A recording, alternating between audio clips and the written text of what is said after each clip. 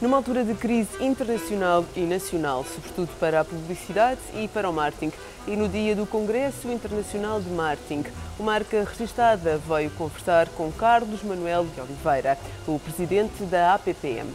Boa tarde, doutor. Começava por lhe perguntar qual é a importância deste Congresso Internacional de Marketing para Portugal, sobretudo numa altura de crise como esta que atravessamos.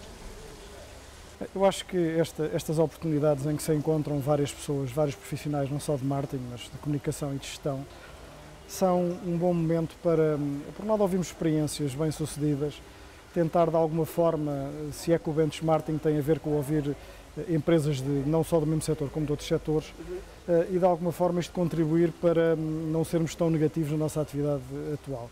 Eu acho que a conjuntura, de facto a conjuntura hoje em dia é tão negativa que há uma certa tendência até cultural para nós ficarmos um pouco à espera que a crise passe a expressão e entretanto não aproveitando as grandes oportunidades que as crises também traduzem. De facto, isto talvez não seja uma novidade, mas eu acho que conceptualmente isto não é uma novidade. Do ponto de vista prático, às vezes nem todas as empresas de facto aproveitam estas oportunidades. Agora, o que se verifica é que empresas que aproveitam estas oportunidades para investirem, se calhar a preços mais baixos, com custos de localização, custos de estabelecimento bastante mais baixos, acabam por ter uma grande oportunidade de, investindo menos, obter resultados a médio e longo prazo de maior qualidade. Voltando à questão inicial, de facto, mais que não seja, estes congressos servem um pouco para a difusão e o networking de informação em torno destes casos e também ajudar-nos a perceber como é que é possível ser bem-sucedido nos tempos de crise. A Associação Portuguesa de Profissionais de Marketing, a quem organiza o Congresso, qual é a maior dificuldade atualmente para a Associação? Para a Associação ou para a Associação? Para a Associação. Bem, é evidente que nós sentimos a crise também. E nós temos uma estrutura lá de financiamento, nós somos uma instituição sem fins lucrativos, não temos subsídios do Estado, nem concorremos a isso.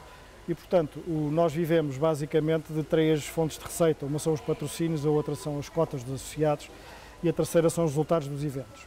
Os eventos estão intimamente ligados com os patrocínios, isto é, a nossa capacidade de realização depende muito também dos patrocínios.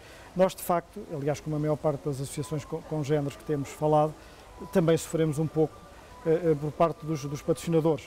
Felizmente que temos um core que tem-nos acompanhado ao longo dos anos e tem-nos permitido continuar. Agora, se quiser, notamos, por um lado, uma certa redução dos patrocínios que, curiosamente, nos parece que acabam por ter uma perspectiva menos segmentada e dão cada vez mais valor a grandes eventos, mesmo que se dirijam a públicos mais ou menos heterogéneos. Portanto, este é um ponto. O segundo ponto, naturalmente, que há menos assistência aos eventos. Nós aqui tínhamos até ontem 280 inscritos, já tivemos, noutras ocasiões, praticamente 400. Portanto, de alguma maneira, nós, em termos da nossa atividade, é assim que nós temos visto o impacto negativo. Portanto, a Associação reflete bem também a crise que se passa no setor? Reflete. Aliás, é impossível que não reflita, porque nós, de facto, estamos intimamente ligados com aquilo que se passa, enfim, nas empresas e na economia em geral. Portanto, de alguma maneira, também somos impactados. No momento de crise e no momento em que Portugal, como marca, também passa por um problema de marketing, o que é que se pode fazer para mudar este cenário? Bem, nós costumamos dizer que é muito mais fácil destruir uma marca rapidamente do que de facto construí-la. E o que acontece é que a noção de marca, no fim de contas, é a imagem que as pessoas têm de uma dada realidade, seja de um produto, seja de um país. E de facto hoje em dia nós queremos, e pelas notícias que vêm diariamente, que a imagem do país está de facto bastante negativa, porque as questões dos incumprimentos, a questão da dívida externa, as questões económicas e financeiras conhecidas, não acompanhadas por um salto tecnológico, apesar de tudo eu acho que nós não conseguimos dar, tirando alguns nichos de inovação que temos no país, de facto contribuem para essa imagem não ser negativa. Contudo, o que eu acho é que esses nichos que existem ainda de inovação acabam por ter uma cota de responsabilidade importante na tal mudança, que não é imediata, que se calhar demora anos e às vezes demora décadas a mudar. Agora, são de facto estas novas experiências e esta capacidade de inovar, de diferenciar e no fim de contas ser relevante para os diversos públicos, que podem ajudar a nós também sairmos da crise. Portanto, há o aspecto financeiro, que é evidente que é condicionante, mas o aspecto financeiro não é único. Se não houver, de facto, uma capacidade da sociedade civil de levar à frente um conjunto de projetos, dificilmente conseguimos sair da crise. Podemos atenuar a crise financeira. Agora, a crise económica mantém-se. O que é um facto é que, ao longo destes anos, pelo menos a meu entender, nós não vivemos só uma crise conjuntural, como referi até na minha apresentação, mas vivemos uma crise económica, estrutural, profunda, que já tem muitas décadas. Steve Lane falava que é preciso também arriscar, e sobretudo quando estamos numa altura em que os problemas de orçamento são um problema mais comum no marketing e na publicidade. Também concorda com essa opinião? Claro, e vamos lá ver. É evidente que quem gera um negócio, o risco é sempre um problema, porque há custos, há investimentos feitos, há uma perspectiva de recuperação do investimento e às vezes até de investimentos de capitais alheios. Agora, o que é um facto é que se nós vivemos durante uns anos com fundos estruturais elevados, provavelmente alimentando algumas empresas ineficientes e que em mercado concorrencial normal não sobreviveriam, eu penso que estamos a caminhar para essa fase e desta fase nós nunca mais vamos passar. Isto é, cada vez mais tem que ser competitivo e tem que ser eficiente. E, portanto, esta eficiência introduz características ou exigências às empresas que muitas delas não tinham e têm que passar a ter se não desaparecem. E, portanto, de facto, não é possível inovar sem um risco inerente, porque inovar significa sair das zonas de conforto, sair daquilo que se faz e como se faz. Agora, se não fizermos isso, se não tivermos capacidade de o fazer, eu acho que dificilmente conseguimos ultrapassar a crise. E Portugal é muito conservador nesse ponto ou não? Portugal é muito conservador. Nós, de facto, como tem sido referido muitas vezes, não temos uma cultura de empreendedorismo grande. O sistema financeiro, quanto a mim, não tem sabido acompanhar o apoio a iniciativas fundamentalmente de jovens empreendedores. Eu que trabalhei bastantes anos na área financeira, entendo a análise de risco que tem que ser feita. De qualquer forma, nós não temos verdadeiramente capital de risco em Portugal. Não é? Temos algumas ditas sociedades de capital de risco, mas acabam por financiar empreendimentos de montante muito elevado e não financiam projetos individuais, alguns deles com potencialidade muito grande. Portanto, de facto, se não tivermos a capacidade de o fazer, eu acho que dificilmente, ou destroem-se ideias, porque não é possível também inovar e empreender sem ter capital. E muitas vezes quem tem as ideias não tem o capital. O que é que Portugal tem para oferecer no marketing? É assim, nós, apesar de tudo, eu acho que temos uma característica que, se por um lado é um aspecto negativo, é também positivo. A nossa habitual capacidade de improvisação e de leitura muito rápida do mercado, se é que muitas vezes é interpretada negativamente como não sendo exatamente pessoas com planeamento, com a capacidade de projetar a prazo as nossas ideias, isso por um lado acaba em situações de crise em que as decisões têm que ser muito rápidas, em que o planeamento se calhar, eu lembro anteriormente quando se falava num planeamento a médio prazo era mais de 5 anos, provavelmente o planeamento a médio prazo hoje em dia é mais de 1 ano e portanto nós temos uma capacidade de adaptação às mudanças rápidas. Faltam-nos aquelas outras características, talvez não sejam características inatas nossas, são mais do sistema que não propicia também esse tipo de apoio ao risco e à inovação, mas temos a capacidade de adaptação muito rápida e portanto eu acho que isso pode ser uma característica diferencial. É evidente que não se pode falar em marketing sem uma capacidade de adaptação, de leitura rápida do mercado e de adaptação àquilo que são as novas situações concorrenciais. Os casos que hoje foram aqui apresentados, pode destacar-nos alguns que considere de maior importância? Bem, eu não queria exatamente hierarquizar. De qualquer forma, nós hoje dividimos um bocado em dois grupos. Não é? O grupo das indústrias tradicionais, setores tradicionais que tiveram inovação e outras de cariz mais tecnológico e de tecnologias de informação e de comunicação. No que diz respeito, sei lá, no último, sem estar a dar um valor, a atribuir um valor especial, acho muito interessante, porque até se calhar porque conheci bem como nasceu a Endrive, que é uma empresa portuguesa, num conjunto de 2 empreendedores do Norte, que de repente conseguem estar a disputar mercados internacionais e a ser fornecedores de marcas como a LG, a Samsung, a nível internacional.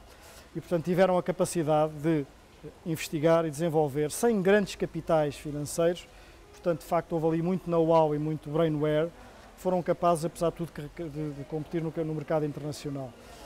Quanto às portuguesas e daqueles setores mais tradicionais, acho muito interessante, por exemplo, aqui rapidamente para salientar o caso da Parfois e da Pelcor, indústrias, digamos, a última mais que tradicional, não é, da cortiça, a capacidade de dar a volta completa a um setor que não tinha muito know-how nem muito marketing implícito, se assim quiser.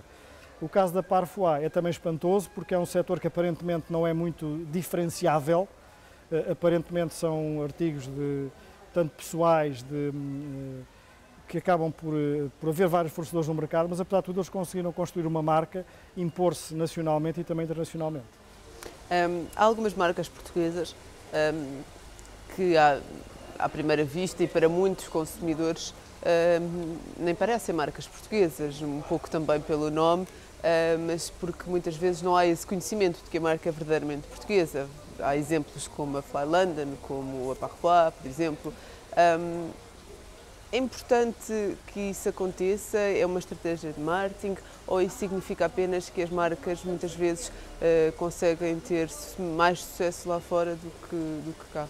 Olha, eu acho que é uma estratégia pensada e seguida porque há uma razão, é que enquanto há alguns países em que o fator marca-país influencia positivamente as marcas nacionais, vamos enumerar uma série deles, mas o Japão, a Alemanha e outros, em que é uma mais-valia o facto do made in, não é?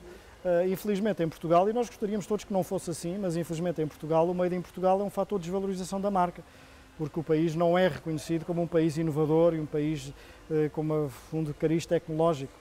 Portanto, de alguma maneira, é curioso e algumas destas marcas utilizaram essa estratégia, que ou utilizam nomes estrangeiros ou, utilizando nomes portugueses, não se identificam como portugueses, porque isso é um fator de facto de destruição de valor e não um fator de criação de valor.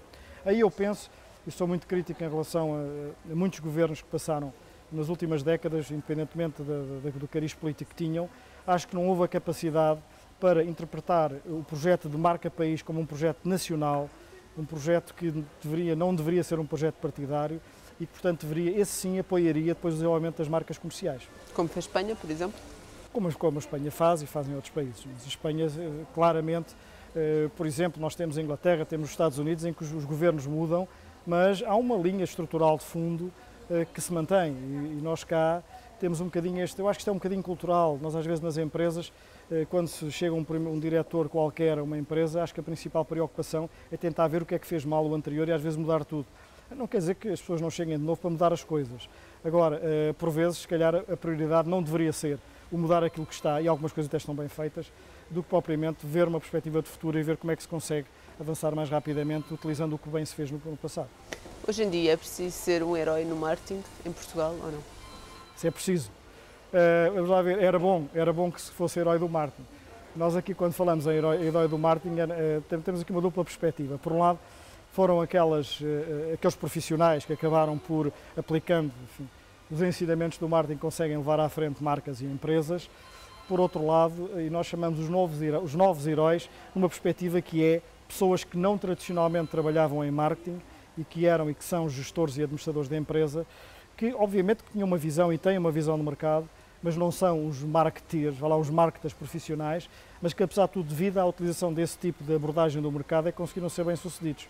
Portanto, eu diria que, se calhar agora, utilizando também o aspecto da crise, é preciso ser herói, porque é preciso, de facto, ter essa perspectiva de mercado e é preciso arriscar, inovando, mas arriscando, numa conjuntura que não é a mais favorável.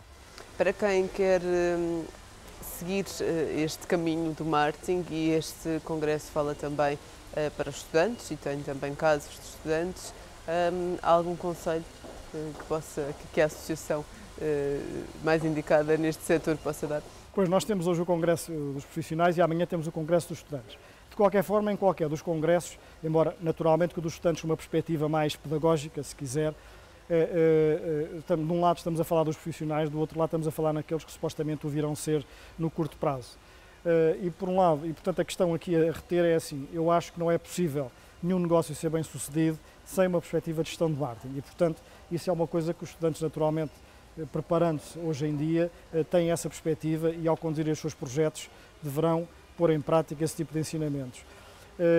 Por outro lado, não é possível de facto, como disse há bocadinho também, ser bem sucedido sem inovar e sem arriscar. Por isso eu acho que os ensinamentos a tirar são, digamos que um bocadinho ajudar ou apoiar uma nova cultura que é necessária neste país de inovação, de risco, de diferenciação, de construir, de antecipar as tendências dos consumidores e tentar satisfazê-los. Obrigada pela sua entrevista. foi a entrevista com Carlos Manuel Oliveira, presidente da Associação Portuguesa dos Profissionais de Marketing, neste Marca Registada no Congresso Internacional de Marketing. Nós voltamos ainda esta semana com mais Marca Registada.